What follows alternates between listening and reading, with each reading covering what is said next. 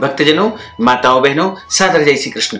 हमारे YouTube channel में आप सभी का बहुत बहुत स्वागत है। मैं हूं आपके साथ आचार्य धर्मेंद्र शास्त्री। आज हम आपको कार्तिक माह के 27वें अध्याय की कथा सुनाने जा रहे हैं। कार्तिक का महीना बड़ा ही पुण्यकारी है और इस माह में जो मनुष्य, स्त्री या पुरुष प्रातः ब्रह्म मुहूर्त में स्नान करते हैं उन्हें अनंत और अक्षय गुना पुण्य फल की प्राप्ति होती है। तथा कार्तिक माह में भगवान शालिग्राम का पूजन, तुलसी जी का पूजन, आंवले वृक्ष का पूजन तथा ब्राह्मण को अन्नदान, गौदान, वस्त्र दान देने का महान पुण्य फल प्राप्त होता है। तो आपसे अनुरोध है कि कार्तिक माह का पुण्य फल अवश्य ही प्राप्त करें। अब हम आपको कार्तिक माह के 27वें अध्याय की कथा सुनाने जा रहे हैं।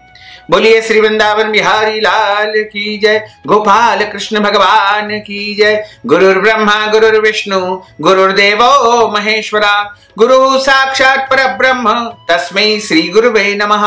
श्री अखंड मंडलाकारं व्याप्तं येन चराचरं तत्पदं दर्शितं येन तस्मै श्री गुरुवे नमः। सच्चिदानंद रूपाय विश्वोत्पत्त्यादि हेतवे तापत्रय विनाशाय श्री कृष्णाय वयं नमः। कृष्णाय वासुदेवाय हरये परमात्मने प्रणतः क्लेशनाशाय गोविंदाय नमो नमः। वसुदेव सुतं देवं कंस चाणूरमर्दनम देवकी परमानंदम कृष्णं वंदे जगद्गुरुम। जय जय श्री राधा रमण, जय जय नवल किशोर, जय गोपी चित चोर प्रभु, जय जय माखन चोर। मात मेरी श्री राधिका, पिता मेरे घनश्याम, इन दोनों के चरणन में मेरा बारंबार प्रणाम, मेरा बारंबार प्रणाम, मेरा बारंबार प्रणाम। मोहिनी मूरत श्याम की वो मन रही समाय, जो मेहंदी के पात में लाली रही समाय। धन यौवन एक दिन उड़ जाएंगे जैसे उड़े कपूर, मन मूर्ख तू राम भज क्यों चाटे जग दूर। बोलिए श्री वृंदावन बिहारी लाल की जय। कार्तिक माह के 27वें अध्याय की कथा का यहाँ पर आरंभ होता है। कृष्ण नाम का आसरा, कृष्ण नाम का ध्यान। 27वां अध्याय अब लिखने लगा महान। गणों ने कहा कि विष्णुदास एक दिन भोजन तैयार करके भक्ति में तल्लीन था कि कोई उसका भोजन चुरा करके ले गया, लेकिन सायंकाल की आराधना हो सके और व्रत भंग न हो, इसलिए उसने उस दिन दोबारा भोजन तैयार नहीं किया। श्री नारद जी कहते हैं कि हे राजन, इस तरह लगातार 7 दिन तक कोई दूसरा उसका भोजन चुराता रहा। तब वह हैरान होकर के सोचने लगा कि यह तो बड़ी विचित्र घटना है, न जाने कौन हर रोज मेरे भोजन को चुरा करके ले जाता है। फिर भी इस देव स्थान को छोड़ना नहीं चाहिए। अगर मैं भोजन बना करके खा लूं तो देर हो जाएगी और पूजा मेरी छूट जाएगी। अतः मुझे भोजन बना करके तुरंत खाना नहीं चाहिए। बिना भगवान को भोग लगाए वैष्णव को कभी भी भोजन नहीं करना चाहिए। इसलिए अपने घर में जब भी आप भोजन तैयार करें तो प्रभु को भोजन अवश्य लगाएं, उसके बाद ही भोजन को प्रसाद के रूप में आप स्वयं ग्रहण करें। उसने मन में विचार किया कि अगर 7 दिन बिना भोजन के बीत गए तो आज एक दिन और सही। आज मैं भली भांति भोजन की रक्षा करूंगा और देखूंगा कि हर रोज इसे कौन चुरा करके ले जाता है। ऐसा सोच करके विष्णुदास भोजन तैयार करके भोजन के पास ही छिप गया और छिप करके बैठ गया। उसने थोड़ी देर के बाद देखा कि वहां पर एक चांडाल आया जिसका शरीर बहुत दुर्बल था। उसके शरीर पर केवल चमड़ी ही चमड़ी दिखाई देती थी। वह चांडाल जब भोजन चुरा करके चल दिया तो विष्णुदास ने उसे पुकारा, हे भाई, यह रूखा भोजन ले जाकर के क्या करोगे? घी तो लेते जाओ, यह बिना घी का भोजन है। ऐसा कह करके वह श्रेष्ठ ब्राह्मण आगे को बढ़ा। विष्णुदास को अपनी ओर आता देख करके वह चांडाल तेजी से दौड़ने लगा। वह ब्राह्मण से डर गया, लेकिन दुर्बलता के कारण दौड़ न सका, अतः वह भूमि पर ही गिर पड़ा और मूर्छित हो गया। चांडाल को मूर्छित देख करके विष्णुदास लपक करके उसके पास पहुंच गया और गिरे पड़े और मूर्छित हुए उस चांडाल को विष्णुदास अपने वस्त्र से हवा करने लगा। उसके बाद उसने जो कुछ देखा उसे देख करके वह आश्चर्यचकित हो गया।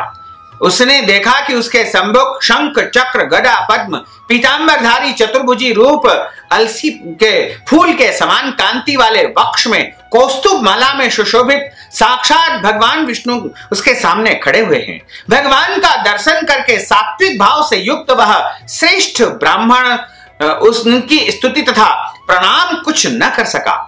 वहीं वह सब कुछ इंद्र आदि देवता वहां पर उपस्थित हो गए और गंधर्व तथा अप्सराएं आकर के गीत गान करने लगी, नृत्य करने लगी। ब्राह्मण उन्हें प्रणाम करने के लिए जो ही उतावला हुआ त्यों ही वहां संपूर्ण देव गंधर्व और अप्सराएं आ गई। भगवान विष्णु ने अपना स्वरूप ब्राह्मण को प्रकट करके उसका आलिंगन किया और दिव्य विमान में बैठा करके उसे वैकुंठ लोक को ले गए। दिव्य विमान में ब्राह्मण को भगवान विष्णु के साथ जाते हुए चोल राजा ने भी उसे देखा। उसने अपने गुरु आचार्य जो कि यज्ञ करवा रहे थे आचार्य मुद्गल को कहा कि मैंने जो यज्ञादि किए हैं वे सब व्यर्थ हुए हैं। जितनी दान दक्षिणा मैंने ब्राह्मणों को दी है वह असफल हो गई। विष्णु भगवान के दर्शन मुझे अभी तक प्राप्त नहीं हुए हैं। विष्णुदास ब्राह्मण ने केवल श्रद्धा से भक्ति की, उसके प्रभाव से भगवान विष्णु ने आकर के उसे दर्शन दे दिए। इसलिए भक्ति ही सर्वोपरि है।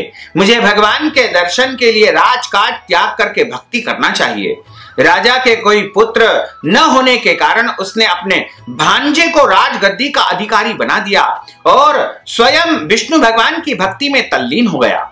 बहुत काल तक भक्ति करने के बाद भी भगवान विष्णु ने दर्शन नहीं दिए तो वह अग्नि कुंड में कूद पड़ा।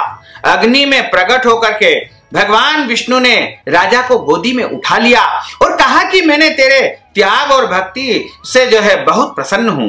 उसका आलिंगन करके उसको दिव्य विमान में अपने साथ बैठा करके वैकुंठ लोक को भगवान अपने साथ ले गए। विष्णु भगवान ने अपने समान रूप वाले ब्राह्मण को पुण्यशील और राजा चोल को सुशील नाम दे करके दोनों को अपना द्वारपाल नियुक्त कर दिया। इस प्रकार भगवान की भक्ति ही सर्वोपरि मानी जाती है।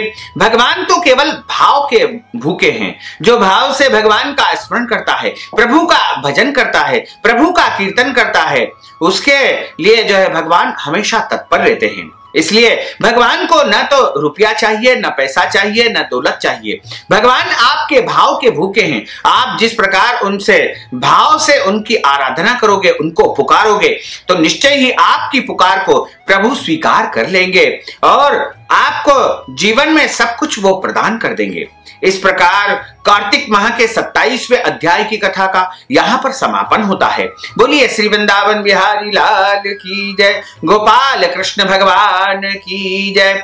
अच्युतम केशवम राम नारायणम कृष्ण दामोदरम वासुदेवम हरे, श्रीधरम माधवम गोपिका वल्लभम, श्री जानकी नायकम श्री रामचंद्रम भजे, जानकी मनोहरम सर्वलोक नायकम श्री शंकरादि सेवितम, पुण्य नाम कीर्तनम श्री राम राम राम राम राम नाम तायकम, राम कृष्ण वासुदेवा भक्ति मुक्तिदायकम, राम कृष्ण वासुदेवा भक्ति मुक्तिदायकम, राम कृष्ण वासुदेवा भक्ति मुक्तिदायकम। बोलिए श्री वृंदावन बिहारी लाल की जय, श्री गिरिराज धरण की जय, श्री गोवर्धन नाथ भगवान की जय, श्री यमुने महारानी की जय, श्री वल्लभाधीश की जय, श्री गुसाई जी महाराज की जय। भक्तजनों, माताओं बहनों, आपने ज्ञानवर्धक कथा का श्रवण किया है।